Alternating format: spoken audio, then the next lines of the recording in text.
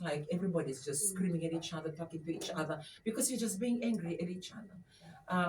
For me, like sometimes I'm very bad in the sense I can live my life like people around me, they don't exist. That's the thing that I'm teaching myself. Pray for my life to be delivered from. I can live, I can reach, I've reached a stage of being hurt or being frustrated. And I just say to myself, you are alone. Live your life. You are alone. And I will live alone. Meaning they can be there but not there. It's a very dangerous place to be. But at times I reach there. Like I'm in a family but they don't exist. I'm in a workplace but they don't exist. I exist and what I want to do. And that's it. If it's going to bring me the result, fine. I'll work that way.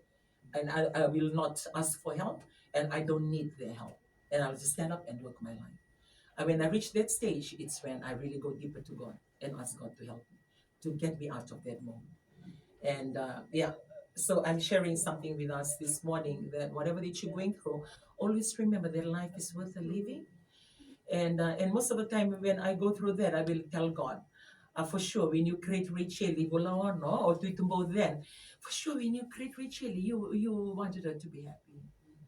And for sure, when you create me for a purpose. And I cannot continue to do this. You create me for a purpose.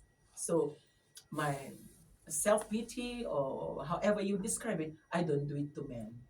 I do it to my creator. I'm a believer. And yeah, I believe God. I am a believer. And I believe that he created me. I believe that he exists. And I believe out of everything, if no one understands me and things around me doesn't work, I don't go talking. I don't share. Um, my closest friends are my daughter and my son. They are very close to me. I share everything and anything with them. So they are my very best friends, and they know when I am their friend. They know when I am their mother, and they know when I am their boss um, in work. They will just need to separate them. But I don't have any friends. I had friends. I have friends over the years, schooling, work. I have friends. I meet them. I talk to them, but I don't go out of my way to go out. I don't go out at all. My friends are my children. So in everything, they are the only ones I talk to. So when it comes to some elements of my life, I don't talk to anybody. I don't share it with anybody. I'll tell him. So crazy. I'll tell him because he's my creator. And I can drive around in the car or I'll just pick up the car key in the morning by maybe 2 o'clock. I cannot, like you in a home and you cannot be yourself. You cannot pray and cry. You cannot talk to him. So I'll just pick up the car key and I'll drive around Suva or I'll go to the seawall or I'll go out there into the beach and yell out and, like talk to him, cry out. And it helps me. It helps me. Why I'm sharing this, it doesn't mean that you're going to church, you're all good. No, these are the issues that affect every individual, whether you go to church or whether you do not, whether you are educated or whether you do not, or tuk sa mina chorus, tuk na bono nila kada ke tutupat ke na kandala ko turum. Yo ko nga mo kila na tamo mo ka me buki ko. Forget about others.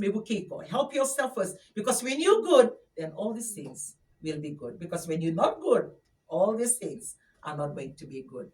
So we spoke at large about the anger that well up. Anger, like if you go to church, it doesn't automatically say, okay, people who go to church, they don't get angry. No, everybody are angry. And anger can be measured in volume.